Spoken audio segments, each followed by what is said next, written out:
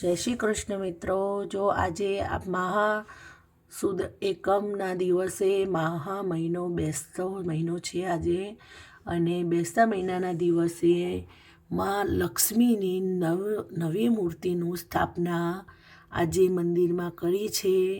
તો તમે જુઓ કેટલી સરસ મૂર્તિ છે, મહાલક્ષ્મી માતાની સુવર્ણ મૂર્તિ છે જુઓ। અને એ આજે સ્થાપના કરી છે।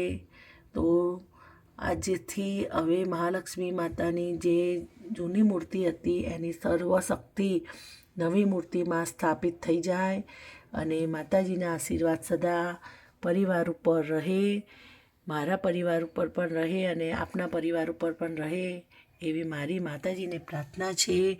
તમને મારી આ મૂર્તિ ગમી કે નહીં ચોક્કસથી કમેન્ટમાં લખજો। જય શ્રી કૃષ્ણ, જય મહાલક્ષ્મી, જય શ્રી લક્ષ્મી।